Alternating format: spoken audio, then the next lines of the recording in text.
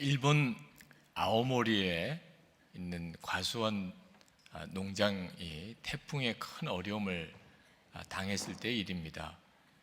사과 과수원이었는데 태풍에 사과의 90%가 다 낙과를 해버렸습니다. 이 과수원 주인이 기가 막힌 겁니다. 망연자실하게 그 낙과로 한 더미 같이 되어 있는 과수원을 보면서 갑자기 그 떨어지지 않은 한 10% 남은 사과를 주목하게 됩니다. 그래서 이분이 그 남은 사과를 잘 가꾸어서 수확을 해서 아주 잘 포장을 해서 거기다가 뭐라고 상품명을 붙였느냐 하면 풍속 53.9m의 태풍에도 떨어지지 않은 사과, 그렇게 붙였어요. 그래서 증명서까지 거기다가 만들어서 도장도 찍고, 그리고는 대학 입시철에 백화점에 납품을 했습니다. 떨어지지 않는 사과, 대박이 났어요. 가격은 일반 사과에 수십 배를 붙였습니다. 그래도 없어서 못 팔았다고 그래요. 여러분, 우리가 살다가 보면 때때로 절망이다, 끝이다, 이런 순간을 만나게 되는데, 그런 때 여러분들은 그것을 어떻게 이기십니까? 그런 상황을 여러분들은 어떻게 극복해 나가시나요? 오늘 본문에 보면 사도 다윗이 기가 막힌 절망에 빠져 있는 말씀을 우리가 읽게 됩니다. 2절 말씀에 보면 여호와여, 내가 수척하여 싸우니 내게 은혜를 베푸소서. 여호와여, 나의 뼈가 떨려오니 나를 고치소서. 3절에 보면 나의 영혼도 매우 떨리나이다. 여호와여, 어느 때까지니까. 7절에 보면 내 눈이 근심으로 말미암아 쇠하며 내 모든 대적으로 말미암아 어두워졌나이다. 마음도 무너지고 거기에 건강까지 잃어버립니다. 눈이 멀어지는 지경이라고 그렇게 고백을 하고 있어요. 무슨 사정 때문인지 자세하게 나와 있지는 않지만 한 가지 분명한 사실은 다윗이 상상할 수 없는 어려운 공경에 빠져서 마음이 다 무너졌다는 겁니다.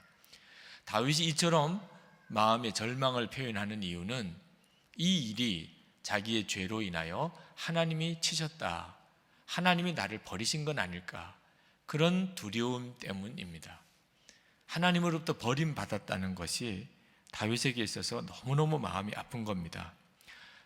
다윗 시편에 보면은 7가지의 회개시가 나오는데 시편 6편은 그 중에 하나입니다.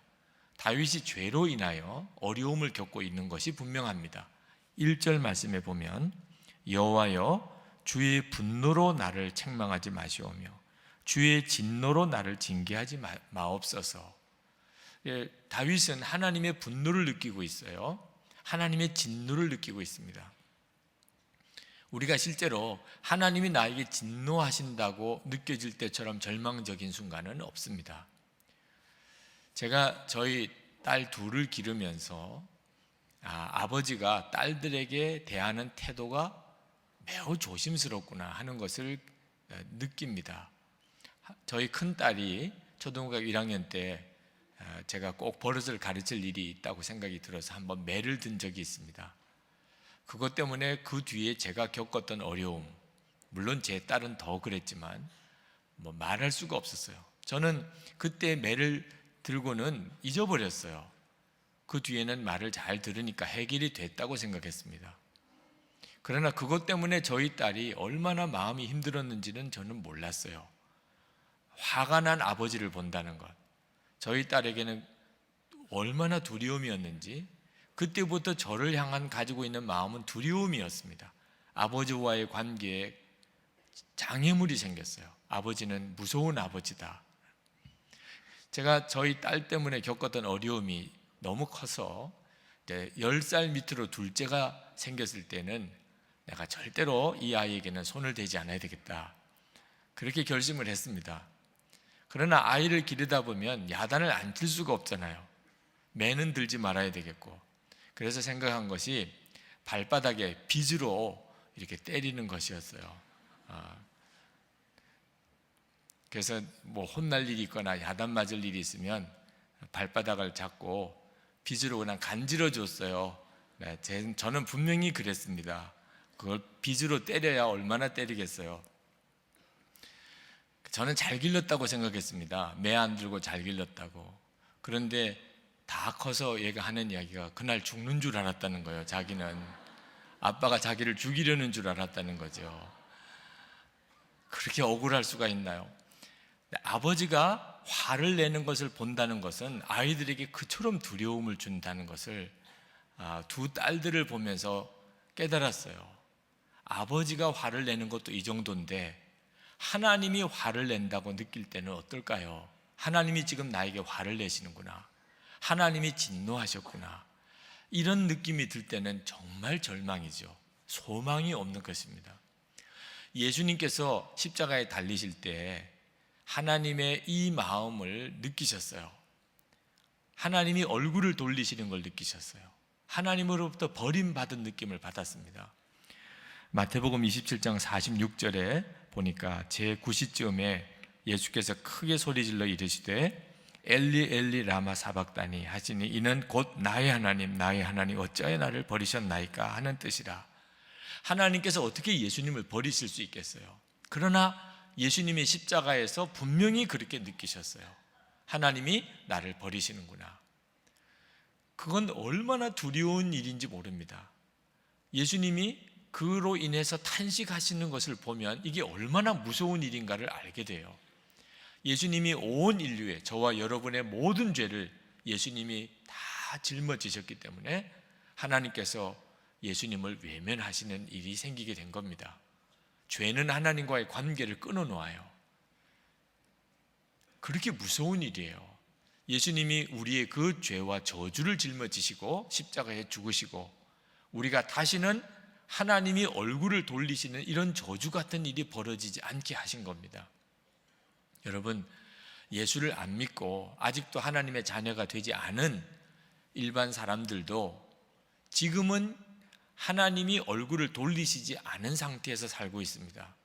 그들이 여전히 하나님에 대해서 모욕적인 말을 하고 하나님을 부정한다 하더라도 하나님은 여전히 그들에게 은혜로우세요. 살아있을 동안까지는 그렇습니다. 그렇기 때문에 예수를 안 믿어도, 아직도 하나님 안에 돌아오지 않았어도 그들의 삶 속에는 위로도 있고 평안도 있고 기쁨도 있고 재미도 있어요. 그게 왜 그런지 그들이 모르는 겁니다. 아직도 하나님의 은혜로 그들을 덮고 있기 때문이에요. 이 세상에 살아있는 동안에는 예수를 믿으나 안 믿으나 다 근본적으로 하나님의 은혜 안에 있습니다. 그러나 언제까지 그렇지 않아요. 이제 죽고 난 다음에 지옥에 간다고 그러죠. 그게 뭘 뜻할까요? 거기는 하나님의 은혜가 없어요. 하나님이 얼굴을 돌리신 곳이에요. 그건 무서움이에요. 무서움 그 자체입니다. 이 세상에 있는 동안에는 상상도 못하는 두려움이에요. 그러니 지옥이라고 하는 거죠. 알지 못하는 사람은 살기 너무 어려워서, 너무 견디기 힘들어서 자살한다고 말합니다. 자살하는 사람을 동정도 해요. 얼마나 힘들면 그랬을까, 그렇게 동정도 해요. 근데 정말 몰라서 하는 이야기예요. 너무너무 힘들다, 견딜 수가 없다. 그래도 말입니다, 지옥에 가는 거에 비하면 천국이라는 것을 지옥에 가서 알아요. 지옥은 하나님의 은혜 자체가 없는 곳입니다. 여기서 힘들다, 어렵다고 하는 사람들, 그래서 죽는다고 하는 사람도 다른 사람들의 눈에 보기에는 행복할 수 있어요. 본인이 생각이 너무 한 곳에 빠져버리니까 죽을 수밖에 없다고 하는 거지, 그보다도 훨씬 더 어려운 처지에서도 기뻐하며 감사하며 사는 사람들이 많습니다. 여러분, 살아있는 동안이 하나님의 은혜 안에 있는 거예요. 하나님이 얼굴을 외면하지 않으시는 때예요. 돌아오기를, 구원받게 되기를 하나님이 간곡히 원하시는 때입니다. 지옥은 하나님이 외면하신 것이에요. 예수님께서 십자가에서 그 무서운 경험을 하시게 된 겁니다. 그러나 예수님께서 그렇게 십자가에서 죽으셨기 때문에 저와 여러분들은 이제는 하나님이 얼굴을 외면하시는 그런 상황은 절대 일어나지 않는 축복을 받았어요. 이것이 복음입니다. 복음은 탕자가 아버지에게로 돌아오던 때 그와 같다고 예수님이 말씀하셨어요. 탕자는 아버지 유산을 다 탕진하고 그리고는 돼지 치는 자로 온몸이 더럽고 냄새나는 몸으로 아버지에게로 옵니다. 아버지는 묻지도 아니하고 달려가서 끌어안고 입맞춥니다. 그때 이 탕자가 아버지에게 말해요. 아버지여, 내가 하늘과 아버지께 죄를 얻었사오니 지금 이후로는 아버지의 아들이라 일컬음을 감당하지 못하겠나이다. 본인이 감당을 못하겠는 거예요. 아버지가 여전히 나를 사랑하신다는 걸 믿지도 못하겠고 감당을 못하겠는 거예요. 그러니까 나를 그냥 종이라고만 여겨주세요. 저는 다른 소원이 없습니다. 종만이라도 되면 먹고라도 살 거 아닙니까? 그러나 아버지는 들었는지 못 들었는지 새 옷을 입히고 금가락지를 끼우고 소를 잡아서 잔치를 벌려주는 것을 예수님이 말씀하셨어요. 그것이 복음이에요. 하나님은 우리를 사랑하시는데 이제부터는 어떤 일이 있어도 어떤 죄를 지어도 하나님은 절대로 우리를 향하여 얼굴을 돌리시는 일이 없으시다는 겁니다. 예수님이 십자가에서 다 담당하셨기 때문이에요. 그러므로 우리가 이 사실을 분명히 알아야 합니다. 우리가 살아가는 내 인생길 가운데 두려움이 갑자기 임할 때가 있습니다. 견딜 수 없는 두려움이 우리 가운데 올 때가 있어요. 절망이에요. 모든 게 끝난 것 같아요. 사람들이 다 나를 손가락질하고 그리고 이것이 죄 때문에 왔어요. 하나님이 나를 버리신 것 같아요. 그런 일이 와도 하나님은 여러분을 여전히 사랑하시고 하나님은 여러분을 절대로 외면하지 않으시고 독생자를 주시기까지 독생자보다 우리를 더 사랑하신다는 사실을 여러분이 분명히 믿으셔야 합니다. 그 증거로 주신 것이 두 가지예요. 하나는 십자가입니다. 주님의 십자가를 바라보면 하나님이 나 사랑하신다는 너무나 놀라운 메시지가 흘러와요. 요한일서 4장 10절 다 같이 읽겠습니다. 사랑은 여기 있으니 우리가 하나님을 사랑한 것이 아니요 하나님이 우리를 사랑하사 우리 죄를 속하기 위하여 화목제물로 그 아들을 보내셨습니다. 예수님이 하나님이 외면하시는 그런 저주를 다 담당하셨어요. 우리는 다시는 그런 일을 겪지 않게 하기 위해서 그렇습니다. 십자가가 그 증거예요. 하나님 나 사랑하시나? 나 너무 어려운데. 그렇게 보실 거 아니라는 거예요. 십자가를 보면 맞아, 하나님 나 사랑하시지. 또 하나의 증거가 있어요. 그것은 우리 안에 오신 성령 하나님입니다. 성령 하나님이 우리 안에 오셨어요. 요한복음 14장 16절 17절 말씀을 같이 읽겠습니다. 내가 아버지께 구하겠으니 그가 또 다른 보혜사를 너에게 주사 영원토록 너희와 함께 있게 하리니 그는 진리의 영이라. 세상은 능히 그를 받지 못하나니 이는 그를 보지도 못하고 알지도 못함이라. 그러나 너희는 그를 아나니 그는 너희와 함께 거하시며 또 너희 속에 계시겠습니다. 예수님이 약속하신 것은 하나님이 우리 안에 오실 터인데 그것은 영원히 그렇게 하시겠고 그리고 우리 속에 오시겠다는, 하나님이 우리 안에 오시겠다는 것은 우리를 다시는 버리지 않겠다, 우리를 떠나지 않겠다, 우리를 이렇게 영원히 사랑하시겠다는 뜻입니다.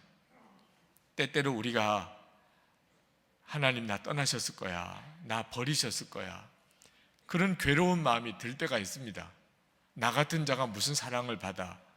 그런데 그 괴로움조차 여러분 안에 계시는 성령님의 증거라는 겁니다. 에베소서 4장 30절, 에베소서 4장 30절에 보면 성령을 근심하게 하지 마라. 하나님의 성령을 근심하게 하지 마라. 그 안에서 너희가 구원의 날까지 인치심을 받았느니라. 우리가 예수 믿고 살면서 하나님 뜻대로 바로 살지 못하면 마음이 계속 괴로운 것이 성령님이 우리 안에 계시는 증거라는 거죠. 여러분, 무슨 일이 있어도 이 두 가지 증거, 하나님이 나 사랑하신다고 내가 믿지 못할까 봐 하나님이 주신 이 두 가지 증거, 여러분 놓치지 않아야 돼요. 십자가와 내 안에 계신 성령님입니다.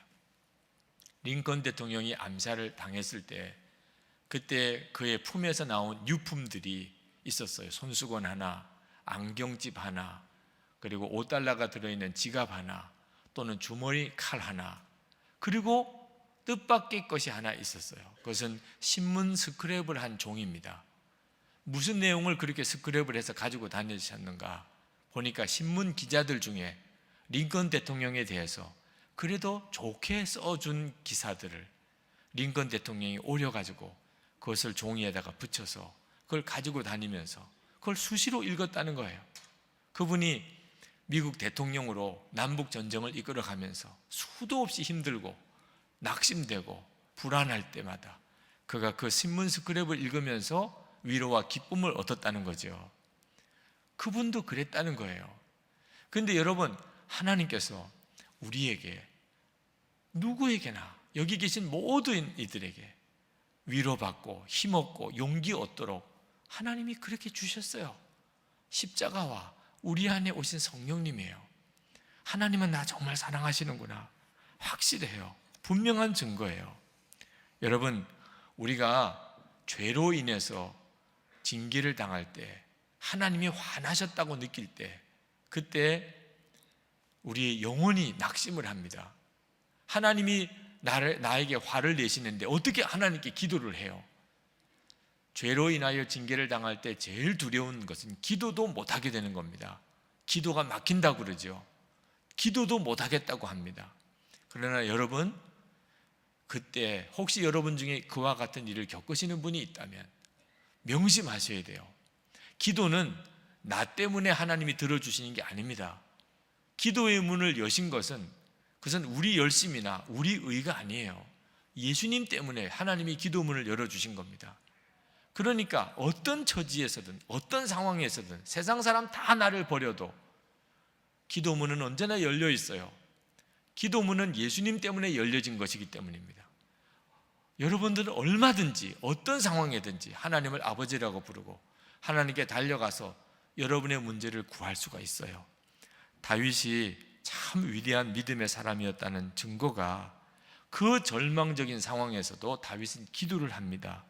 4절에 보면 여호와여 돌아와 나의 영혼을 건지시며 주의 인자하심을 인하여 나를 구원하소서. 6절에 보면 내가 탄식함으로 피곤하여 밤마다 눈물로 내 침상을 띄우며 내 요를 적시나이다. 다윗은 하나님이 징계하신다고 느끼면서도 그는 하나님께 매달리면서 기도해요. 눈물로 기도해요. 침상이 다 젖을 정도로 그렇게 기도해요. 이렇게 기도하면 반드시 역사가 일어나요. 여러분이 기도를 포기하지 아니하고 하나님께 정말 기도하면 어떤 절망적인 상황에서도 반드시 역사가 일어납니다. 갑자기 8절부터 분위기가 완전히 바뀌어 버립니다. 8절, 9절, 10절이에요. 악을 행하는 너희는 다 나를 떠나라. 여호와께서 내 울음소리를 들으셨도다. 여호와께서 내 간구를 들으셨으며 여호와께서 내 기도를 받으시리로다. 내 모든 원수들이 부끄러움을 당하고 심히 떨미어 갑자기 부끄러워 물러가리로다. 하나님께서 자신의 기도를 들으시는 놀라운 확신이 다윗에게 임한 겁니다. 여러분, 절망이 내게 와도 하나님이 내 기도를 들으시고 나와 함께 하신다는 게 믿어지면 그러면 끝났어요. 절망은 어느덧 이전과 같지 않습니다. 저는 어제 저녁에 이 다윗과 똑같은 체험을 한 자매를 보았습니다. 젊은이 교회 리더 훈련 때예요. 어제부터 이제 첫 번째 주간이 시작이 됐는데 저에게 말씀을 전해달라는 요청을 받고 그 리더 훈련에 참석을 했습니다. 간증을 하더라고요. 리더 한 자매가 리더로 세움을 받고 간증을 해요. 근데 그 자매가 2년 전인가 너무너무 심각한 상태에 빠져 있었다고 했습니다. 하나님이 너무 원망스럽고 자기 자신에 대해서 너무너무 절망해서 죽음을 생각했대요. 차라리 죽는 게 낫지 않나? 나 같은 사람은 살아있을 이유가 있나? 그런데 자기 상태가 자기가 생각해도 너무 심각해서 인터넷에 가만히 들어가서 찾아보았더니 공황장애와 자기 증상이 똑같은 거라는 거예요. 공황장애가 내게 왔구나. 너무너무 두렵더래요. 내가 공황장애란 말인가? 그날 밤을 한숨도 자지 못하고 꼬박 세우고 그리고 새벽에 교회를 달려오는데 한편으로는 마음에 원망이 있더래요. 하나님, 왜 나를 이런 상태로 빠지게 내버려 두셨나요? 그렇지만 자기는 어디도 의논할 데도 없고 해결할 길도 없어서 새벽 기도에 나와서 하나님 앞에 눈물을 쏟으며 구했대요. 하나님 살려주세요. 하나님 나 좀 살려주세요. 그런데 그렇게 울면서 기도하는 중에 설명하기 어렵게 마음속에서부터 말할 수 없는 평안이 일어나기 시작하는데, 하나님은 나를 버리신 게 아니야. 하나님은 여전히 나를 사랑하셔. 하나님은 나와 함께 계셔. 그 사실이 마음에 믿어지기 시작하더라는 거예요. 그래서 그때부터 다시 주님의 인도를 받으면서 이제 젊은이 교회 리더로 자기가 서서 이렇게 사람들 앞에서 간증을 하게 됐다고 고백을 하고 있었습니다. 여러분, 우리가 하나님의 사랑을 엄청나게 받고 삽니다. 그래도 우리는 어떤 절망적인 상황에 부딪히면 그만 마음이 낙심이 되어버려요. 하나님이 나를 사랑하는 게 맞나? 그때 여러분이 다시 주님 앞에 가야 됩니다. 기도를 놓치면 안 돼요. 그러면 하나님이 반드시 여러분의 눈을 열어서 하나님이 여러분을 사랑하시는 것을 보여주세요. 우리가 힘든 것은 혼자라는 생각 때문입니다. 고통이 힘든 것은 외로움 때문이라고 그럽니다. 누가 나와 같이 있다고 느껴지는 순간부터 더 이상 고통은 나를 무너뜨리지 못해요. 그런데 우리가 받은 복음이 무슨 복음입니까? 고린도후서 13장 5절 말씀, 너희가 믿음에 있는가? 너희 자신을 시험하고 너희 자신을 확증하라. 예수 그리스도께서 너희 안에 계신 줄을 너희가 스스로 알지 못하느냐? 그렇지 않으면 너희가 버려온 자니라. 우리가 믿는 믿음은 예수님이 우리 마음 안에 계시다는 거예요. 예수님이 우리 마음에 계시다는 이 놀라운 복음이 우리를 절망에 빠뜨리지 않게 해주는 겁니다. 우리는 절대 혼자가 아니에요. 어떤 상황에서도 우리는 절대 혼자가 아닙니다. 예수님 내 마음에 계십니다. 여러분, 계속해서 24시간 예수님을 바라보시라고 권해드리는 이유, 그것을 매일매일 점검하며 일기를 써보시라고 하는 이유, 내 안에 계시는 예수님을 만날 때 비로소 우리는 세상이 무섭지 않아요. 어떤 절망적인 상황에서도 절대로 우리는 무너지지 않습니다. 쥐를 사방이 다 캄캄하게 막혀있는 밀폐된 공간에 두면 30분을 못 견디고 죽는답니다. 그런데 한 줄기라도 빛이 비치면 36시간을 견딘대요. 여러분, 우리는 어떨까요? 예수님은 빛이라고 하셨잖아요. 예수님이 내 마음에 계신 것이 분명해지기 시작하면, 내가 그 점에 대해서 분명하게 확신을 가지게 되면, 그러면 이 세상에 그 어떤 것도 무섭지 않아요. 어떤 형편과 처지에 있어도 여러분 절대로 무너지지 않습니다. 그런데 24시간 예수님을 바라보라고, 영적 일기를 써보라고, 그것을 나누어 보라고 하는 게 또 절망이 되네. 안 된다는 거예요. 도무지 안 된다고 그러네요. 여러분, 절망하지 마시고, 여러분이 워낙 그동안에 예수님과 실제 교제 없이 자랐기 때문에 그랬던 것뿐입니다. 아직까지 영적으로 너무 어리니까 지금은 힘들게 여겨질 뿐이지, 절대로 여러분들에게 있어서 불가능한 일이거나 어려운 일이 아니에요. 어느 목사님이 딸 둘을 키우시는데 큰아이는 9살, 둘째는 4살이에요. 어느 날 이 9살 된 언니가 4살 된 동생을 막 너무 심하게 야단을 치더랍니다. 왜 그런가 하고 봤더니 이 동생이 언니 가위를 쓰다가 어디다 두었는지를 모르는 거예요. 그러니 언니가 가위를 써야 되는데 그게 없으니까 막 동생을 다그치고 야단을 치더랍니다. 너무 심하게 야단을 친다고 생각해서 목사님이 거들었대요. 얘는 4살짜리잖아. 4살짜리잖아. 그리고 이제 지나갔는데 그 다음에 또 언니가 동생을 막 야단을 치더래요. 또 언니 거를 건드린 모양입니다. 그래서 언니가 막 야단을 치는데 이제는 이 4살짜리 동생이 눈을 부릅뜨고 언니를 향해서 나 4살짜리잖아. 나 4살짜리잖아. 그러더래. 그래서 언니가 어이없어서 다 웃고 그냥 지나가게 됐답니다. 여러분, 영적 일기가 잘 안 써지면 나 4살짜리잖아. 그러면 돼요. 4살짜리니까 그런 거예요. 4살짜리니까. 영적으로 어리니까 아직은 그게 잘 안 되는 것 뿐이지, 여러분이 본래 그걸 못하는 게 아닙니다. 하나님이 우리에게 주신 가장 큰 축복이 예수님이 내 안에 계신 건데, 내가 예수님을 24시간 바라보는 일이 어렵다면 그게 무슨 축복이에요? 여러분이 낙심하지 아니하고 또 다른 성도들의 도움을 받아가면서 여러분들이 시작을 해보면 너무나 놀라운 걸 알게 돼요. 정말 빛이신 예수님이 내 마음에 계신 것을 내가 항상 바라보게 되면, 그러면 두려울 일이 없구나, 염려할 게 없구나 하는 걸 알게 돼요. 그 목사님의 9살 난 딸이 구구단을 다 외운 날 황홀해 하더래요. 자기가 자기를 대견하게 생각. 내가 구구단을 다 외웠어. 그런데 새학기 수학책을 펼치고는 그만 절망에 빠졌어요. 그래서 얘가 왜 이렇게 갑자기 절망에 빠졌나 하고 봤더니 세 자리 곱셈이 거기 나오는 거예요. 구구단 다 외웠다고 너무 성취감에 좋아하던 아이가 이제는 세 자리 곱셈을 또 해야 되는 거예요. 나는 이건 못해. 아이가 그냥 절망에 빠졌어요. 목사님이 보니까 안타깝더래.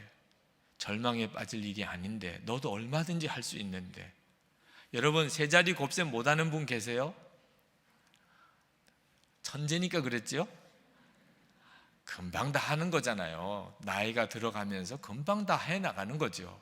그러나 9살 된 그 아이의 마음에서 볼 때는 이 세 자리 곱셈은 이건 자기에게는 불가능한 과제라고 생각이 드는 거죠.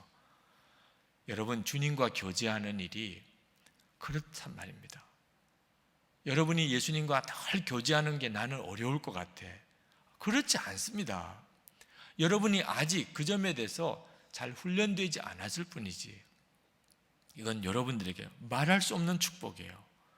하나님의 사랑이 계속 믿어지고 외롭지 않고 주님이 나와 함께 계신 게 너무 분명하고, 그것은 어떤 절망 상황에서도 우리 인생을 바꿔놓아요. 이지선 자매, 이번에 MBC의 홍보대사가 되었다고 합니다. 참 대단해요. 나이도 그렇게 많지 않은데도 어쩌면 그렇게 놀랍게 이 쓰임을 받고 있는지. 그런데 우리 지선이가 그렇게 쓰임을 받는 이유가 있더라고요.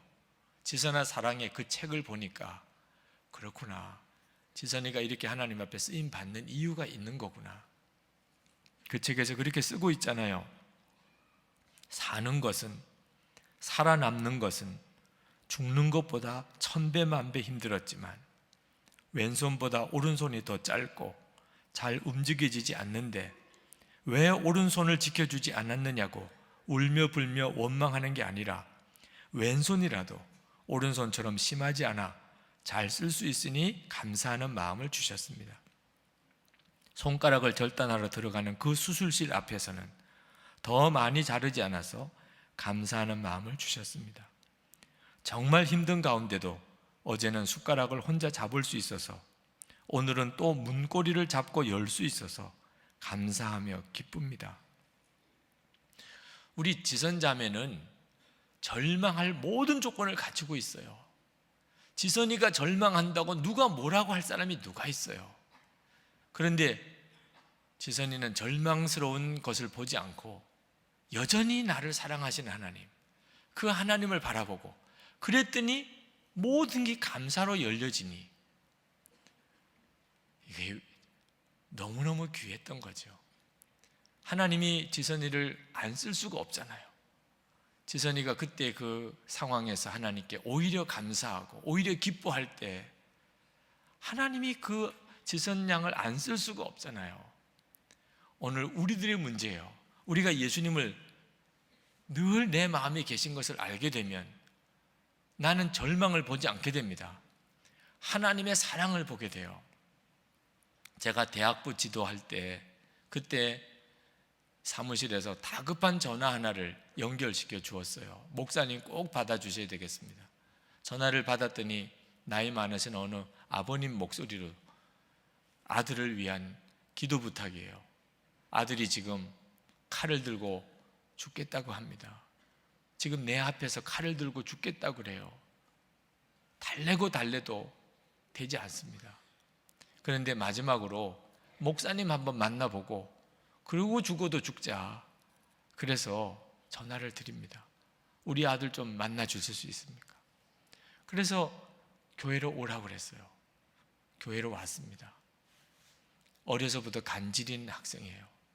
대학은 들어갔지만 삶이 절망입니다. 자기 때문에 온 집안이 기쁨이 없다는 걸 느꼈어요. 나 때문에 엄마 아빠가 근심이 많고 우리 집에 재정적으로 어려움이 오고 동생도 공부를 해야 되는데 나 때문에 재정적으로 모든 형편상 너무 어려워지니 동생에게도 미안하고 자기도 평생 약 먹어서 살아야 된다니 내가 무슨 꿈이 있겠나? 결혼이라도 할 수 있겠나? 아무것도 낙이 없어요. 차라리 죽는 게 나도 속 편하고 부모님에게도 잘 되는 거 아니겠나? 그러고 왔어요. 그 청년을 붙잡고 기도를 하는데 간질로 온몸이 워낙 경직이 되고 뒤틀어지면서 입에 거품을 불고 쓰러지더라고요. 그 청년을 붙잡고 얼마나 마음이 안타까운지 한참을 같이 울면서 기도를 했습니다. 그리고 그 다음부터 그 청년에게 복음을 전하고 말씀 양육이 들어갔어요. 처음에는 복음을 받아들이지 못하겠대요. 하나님은 당신을 사랑하고 당신을 향한 놀라운 계획을 가지고 계십니다. 하나님이 나를 향하여 어떻게 놀라운 계획을 가지고 계시겠어요? 내가 무슨 놀라운 꿈이 있겠어요? 도무지 안 받아들이던 그도 말씀을 계속 듣고 복음을 듣는 중에 믿음이 일어나는 것을 알았습니다. 말씀의 능력이죠. 복음의 역사였어요. 그가 송구영신 예배를 드리고 그리고는 마음에 하나님이 역사하시는 것이 느껴진대요. 그리고 내가 이제는 약을 먹지 않고 내가 이 병에서 하나님이 고쳐주실 것이 믿어지는데 목사님 기도해 달라고. 그런데 의사 선생님을 만나고 완전히 풀이 주고 왔어요. 의사 선생님이 너 미쳤냐? 너는 평생 약 먹어야 돼. 너 교회 다닌다고 그러면서 아주 이상해졌구나. 그렇게 말을 듣고는 낙심이 돼서 왔어요. 나는 평생 약을 먹어야 된대요. 참 안타깝더라고요.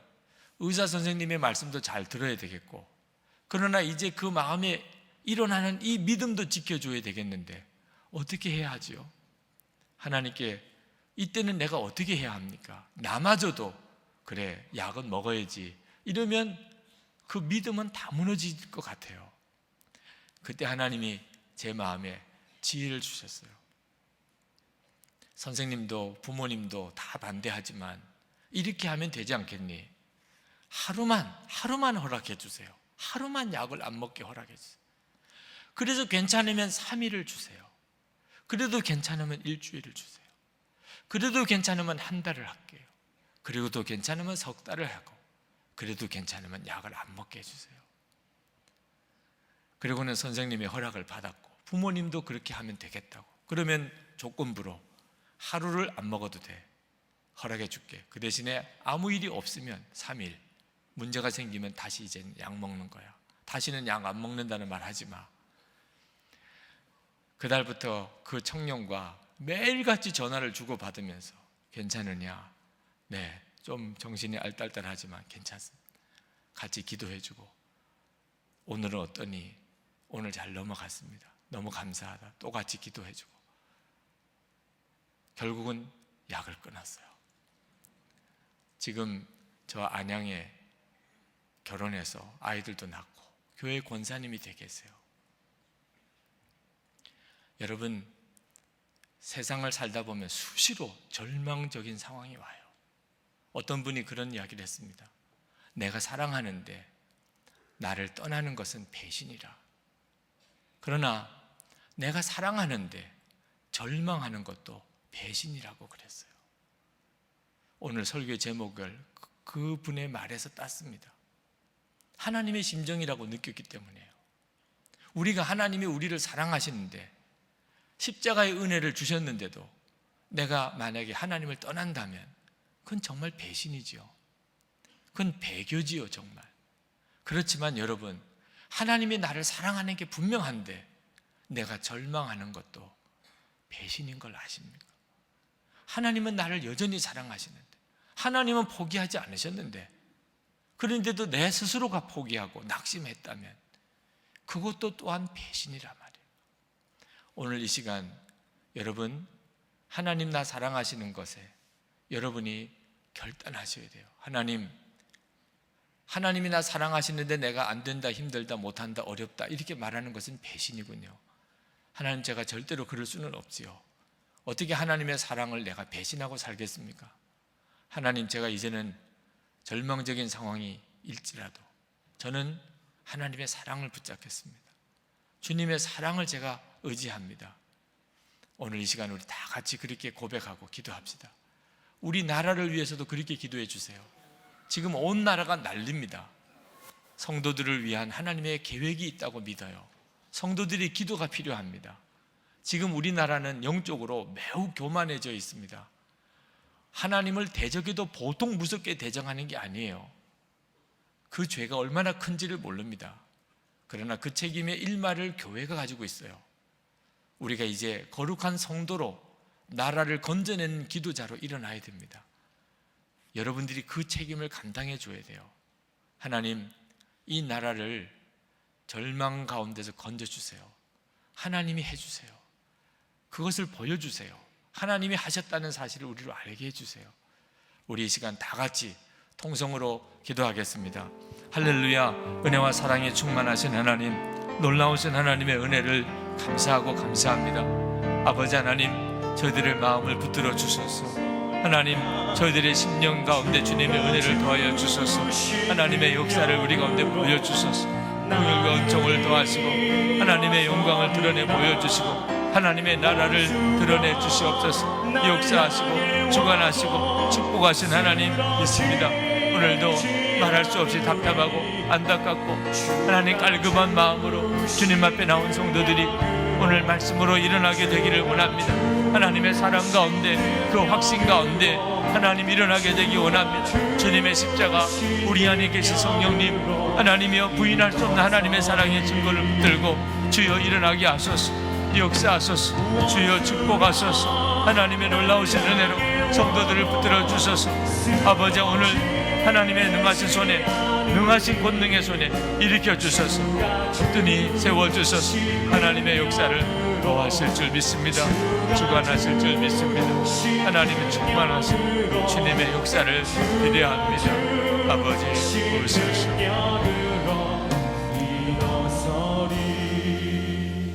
이 시간에 여러분들 마음 가운데 오늘 정말 다윗과 같은 은혜가 내게 임하기를 절망 가운데서 일어나고 싶습니다. 하나님, 주님, 하나님의 사랑을 다시 붙잡고 하나님의 기적을 사는 삶을 제가 살고 싶습니다. 오늘 나를 위해 주신 말씀이라 믿어지시는 분들은 자리에서 일어나시기 바랍니다. 여러분을 위해서 기도해 드리겠습니다. 하나님, 제가 세상을 보고 문제를 보는 절망 가운데서 제가 일어나기 원합니다. 예수님, 제 삶에 주님의 은혜의 반전이 일어나게 되기 원합니다. 그분들은 자리에 일어나십시오. 은혜와 사랑이 많으신 하나님, 오늘도 하나님의 계획 가운데 저희들을 이곳에 모이게 하시고 하나님께 예배하게 하시는 중에 다윗을 통하여 하나님의 말씀을 들었습니다. 하나님, 하나님의 사랑을 알면서도 믿으면서도 절망하고 낙심한 것이 얼마나 무서운 죄인가를 깨달았습니다.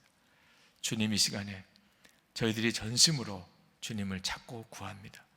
주님의 십자가와 우리 가운데 오신 성령님의 부인할 수 없는 하나님의 사랑의 증거를 붙잡고 하나님 앞에 나아갑니다. 오늘 사모함으로 일어나서 주님의 은혜를 갈망하는 모든 이들 위해 주의 손을 얹어 주시옵소서. 오늘 다윗에게 주셨던 그 은혜를 주옵소서. 저들의 죄가 십자가로 정결함을 받으며 성령 하나님, 저들의 중심에 역사하셔서 빛으로 임하셔서 저들의 모든 삶 속에 하나님의 기적을 이루시고 절망과 낙심 가운데 하나님께서 저들을 능히 건져내시고 하나님의 살아계심을 증거하는 증인들이 다 되게 하여 주시옵소서. 나라와 민족 가운데 당한 이 어려움을 향하여 주님께 간구합니다. 우리의 간구를 들어주시고 나라를 살려내는 성도들과 교회가 일어나게 하시고 거룩한 기도의 성도들로 하나님, 우리가 일어나게 해 주옵소서. 오늘도 전심으로 주님께 예배하고 주님께 나아갑니다. 하나님, 성도들에게 복을 주소서. 그 예배와 감사와 기도, 예물 헌금을 받으신 하나님, 저들의 사랑과 믿음을 받으셨습니다. 이제 이 한 주간 동안 저들의 사는 곳곳에서 주님의 은혜의 통로가 되게 하소서. 예수님과 온전히 동행하게 하소서. 임마누엘이신 예수님과 온전히 동행하게 하소서. 주님 감사합니다. 북한이 복음 안에 열리게 하소서. 세계 선교 열방에 있는 선교사님, 오늘도 능하신 손에 주님 붙들어 주소서. 그곳에서 주의 놀라운 은혜가 충만하게 임하게 하소서. 예수 그리스도 거룩하신 이름으로 기도합나이다. 아멘.